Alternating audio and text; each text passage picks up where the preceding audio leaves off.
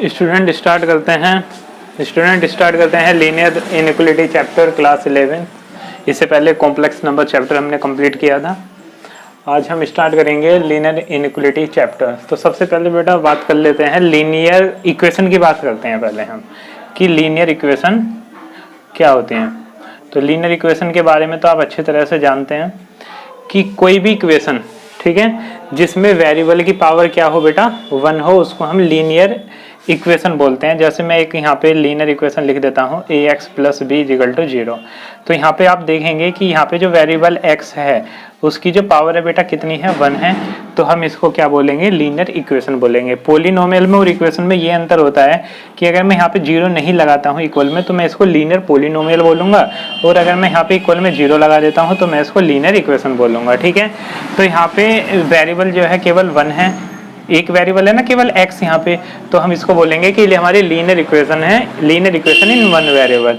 अगर बेटा मैं यहाँ पे लिखता हूँ कि ax + by = 0, तो यहाँ पे देखो वेरिएबल जो है x और y हैं और दोनों वेरिएबल जो है उनकी पावर 1 है, तो हम इसको लीनियर इक्वेशन बोलेंगे। और वेरिएबल यहाँ पे कितने हैं, 2 वेरिएबल इसमें है, तो हम इसको बोलेंगे लीनियर इक्वेशन इन 2 वेरिएबल। लेकिन यहाँ पे हम लीनियर इक्वेशन की बात नहीं कर रहे हैं, हम बात यहाँ पे कर रहे हैं लीनियर इनइक्वालिटी क्या होता है।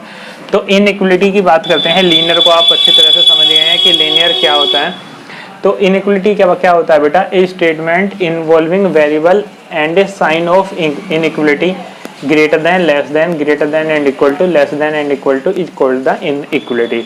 यानी कि इनइक्वालिटी बेटा क्या होता है, जहाँ पे आपको इक्वल की इक्वल ना मिले और आपको ये वाले सिंबल मिले, ग्रेटर देन मिले, लेस देन मिले, ग्रेटर देन इक्वल टू मिले, लेस देन या इक्वल टू मिले, तो हम इसको क्या बोलते हैं, इनइक्वालिटी के साइन हम बोलते हैं।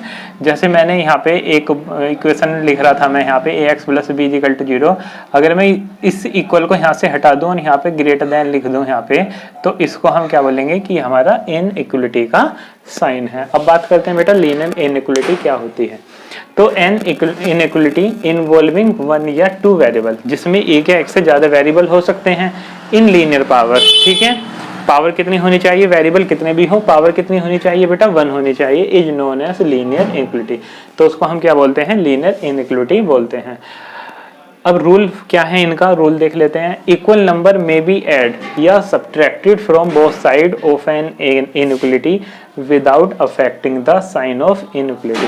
यानी अगर हम जैसे हम बात करते हैं बेटा कि 2 > 1, तो हमारा रूल ये है कि हम इनइक्वालिटी के बोथ साइड सेम नंबर को सब्ट्रैक्ट कर सकते हैं या सेम नंबर को ऐड कर सकते हैं, तो इनइक्वालिटी का साइन यहाँ पे चेंज नहीं होता है। जैसे 2 > 1 है, अगर बेटा मैं यहाँ पे +1 इधर ऐड कर दूं और +1 इधर ऐड कर दूं, तो हमारा इनइक्वालिटी का जो साइन है वो चेंज नहीं होता है।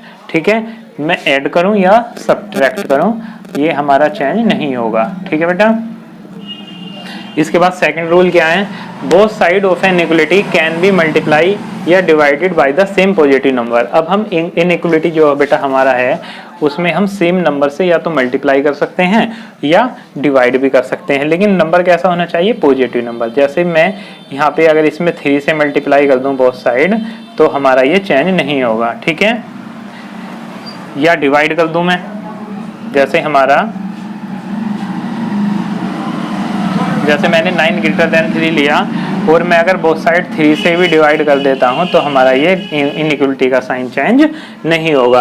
अब ये चेंज कब होगा, अगर मैं बोथ साइड मल्टीप्लाई करूं या डिवाइड करूं किससे, निगेटिव नंबर से, तो इनइक्वालिटी का जो साइन है वो फ्लिप हो जाएगा। यानी कि कैसे, जैसे हमारा 2 > 1 था बेटा, अब मैं अगर बोथ साइड -1 से इसमें मल्टीप्लाई कर रहा हूं, तो ये हमारा इनइक्वालिटी का साइन जो है वो चेंज हो जाएगा। अब ये चेंज कैसे होगा, सपोज अगर जैसे मैं -1 से इधर मल्टीप्लाई कर रहा हूं, तो ये हमारा हो जाएगा -2 लेस देन -1, क्योंकि -1 ग्रेटर होता है किससे, -2 से।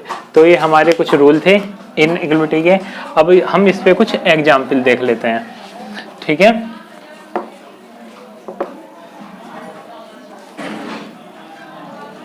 जैसे हम एक लीनियर इनइक्वालिटी लिखते हैं बेटा कि ax प्लस, जैसे मैं लिख लेता हूँ यहाँ पे 2x + 3 ग्रेटर देन x + 9, मैंने लिख दिया है यहाँ पे। हमको क्या करना है, इसका हमें सॉल्यूशन बताना है। इसका सॉल्यूशन क्या होगा तो देखेंगे आप। सबसे पहले हम x वालों को एक साइड में कर लेते हैं, ठीक है। हम इसको इधर ले जाते हैं तो ये 9 - 3 हमारा यहाँ पे हो जाएगा, ठीक है।